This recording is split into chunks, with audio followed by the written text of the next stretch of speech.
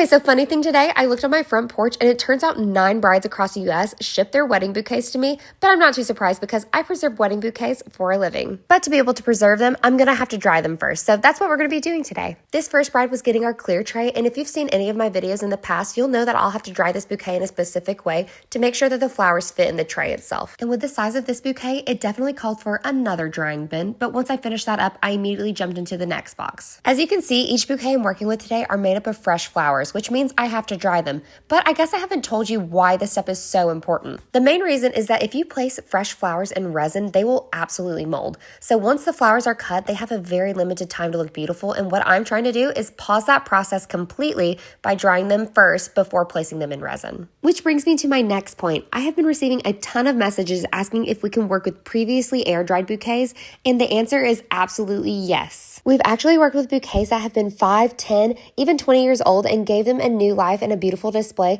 that they truly deserved. Plus, having them in resin keeps them safe from withering away even more or crumbling from damage they can experience in everyday life. So I guess what I'm trying to say is that if you have any types of flowers that are special to you and you want them preserved, I can work with them. And with that said, let's get back to drying because I only have 2 orders left and they're fairly simple because these bouquets arrived to me in perfect condition. And this last order is another clear tray, which means we're going to have to flatten these flowers out before placing them in the silica so that way they are ready for me to design in about a month. And now that I'm done with that, I get to rock these beautiful mask marks for the rest of the day.